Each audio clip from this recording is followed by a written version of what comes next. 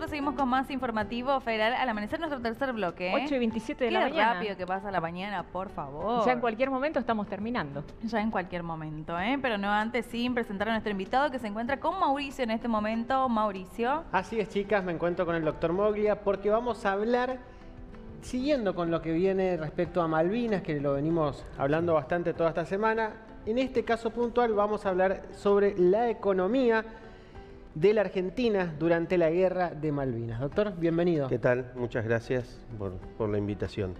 Uno cuando habla de la gesta de Malvinas o de la guerra de Malvinas, por ahí siempre suele centrar nuestra atención en el hecho bélico en sí, lo que significó después el proceso de desmalvinización y las consecuencias que tuvo para los excombatientes. Sin embargo, hubo una sociedad por detrás que también sufrió las consecuencias de la guerra de Malvinas. Entonces me parece que es interesante reconstruir esta etapa de la historia económica y hablar un poco de qué significó desde la economía y en el cotidiano para aquellas personas, bueno, que tuvieron que transitar el devenir del conflicto bélico desde el continente, ¿no? Exacto. Sabemos que allá por 1982 la Argentina estaba en default ante la deuda externa que había adquirido, ¿no? Claro, uno tiene que entender un poco esa deuda en una situación de estancamiento de la economía argentina que viene a consecuencia del plan económico de Martínez de Hoz, digamos, ¿no? Donde se liberan la gran mayoría de las variables y elementos de la economía argentina y donde se generó una gran salida de divisas, ¿no? Y en ese contexto de endeudamiento externo generalizado, ya sea del Estado como del sector privado, la Argentina toma la decisión, o el ministro de Economía en este caso, de estatizar la deuda privada. Y allí es que la deuda estatal, la deuda externa argentina hacia el Estado crece de modo exponencial. En ese contexto, digamos, en meses venideros a la guerra, uno tiene que pensar que se comunica esta decisión al ministro de Economía, en ese momento Roberto Alemán, y una de las decisiones primeras que se toma es retirar todos los capitales que existían en la Argentina en el exterior vinculados con el mercado inglés y tratar de trasladarlo hacia el mercado norteamericano como para que en el momento de la guerra los fondos argentinos no sean incautados en Inglaterra, digamos, ¿no? Exacto.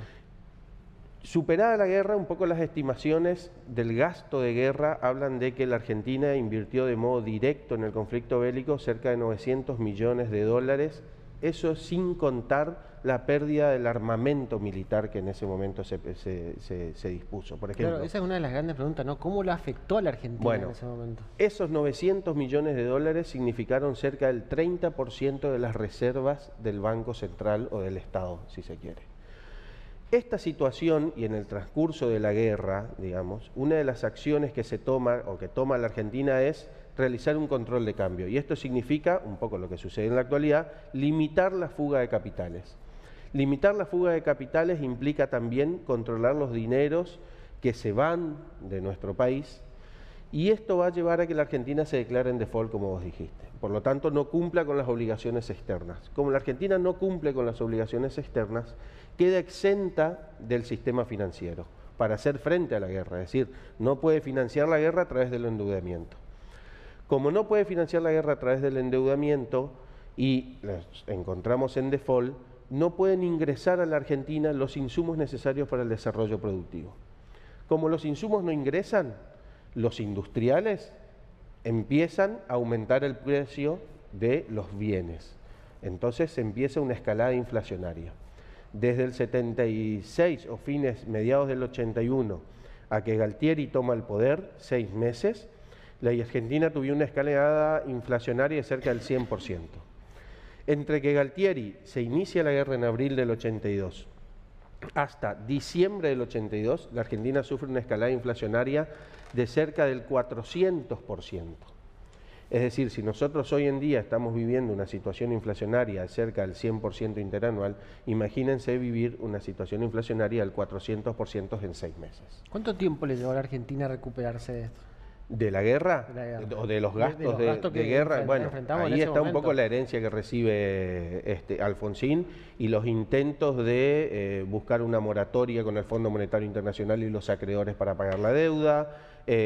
Cuáles son las ideas de su primer ministro de Economía, Greenspoon, respecto más de un desarrollo nacional y productivo de la industria liviana y no intentar solucionar el tema de la inflación, que por ahí era un gran flagelo.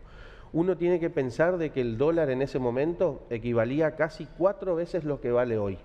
Es decir, el dólar de 1980 era más caro que el actual. O sea que tenía más poder adquisitivo.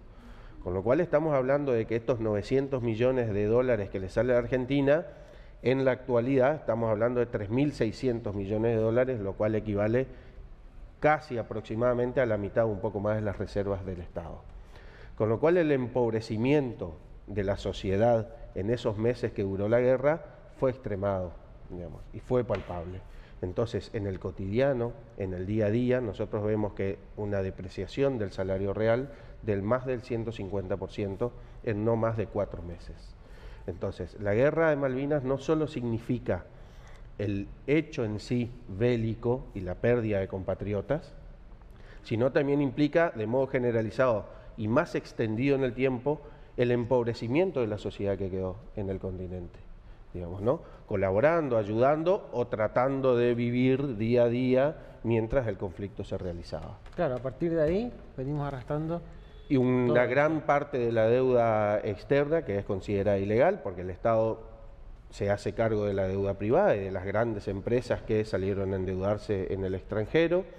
Y bueno, y a partir de allí también la Argentina entra en una dinámica de intentar pagar la deuda a través de nuevo endeudamiento, digamos, ¿no? Doctor, ¿y cómo ve hoy a la Argentina usted, desde su punto de vista? ¿Desde la economía? Exacto. Bueno, yo creo que hay grandes variables que todavía no se han terminado o el Estado o los estados o las administraciones políticas no terminan de tomar el control sobre ciertos espacios de concentración de la economía. Sector agropecuario, sector financiero, sector productivo, por lo menos en los procesos de fijación de precios.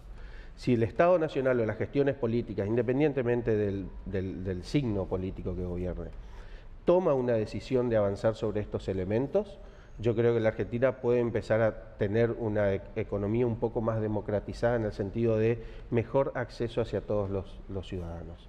Hay grandes sectores concentrados y esos grandes sectores concentrados son los que de algún modo establecen la fijación de precios. No necesariamente los procesos inflacionarios están atados o vinculados a la emisión monetaria.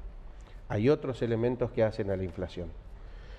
Bueno, quizás la inflación por emisión monetaria es un elemento de este gran flagelo que afecta a la Argentina desde los años 50 en adelante, digamos, ¿no?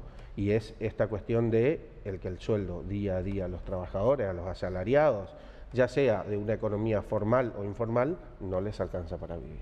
Claro. Veremos con esta nueva estrategia del gobierno del dólar campo, a ver cómo les va, si se logra convencer a los productores de que liquiden sus producciones, que ingresen dólares a la Argentina, ver si se da un alivio por lo menos en ese sentido y bueno, avanzaremos. Doctor, ha sido un placer tenerlo acá. Muchas gracias a ustedes por invitarme. Cuando usted quiera, las puertas están abiertas. Cómo no, gracias.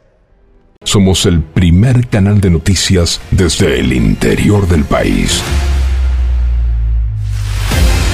Transmite desde el histórico Chalet Rapaccioli, Resistencia, Chaco, Norte Grande Federal. Somos periodismo con historia.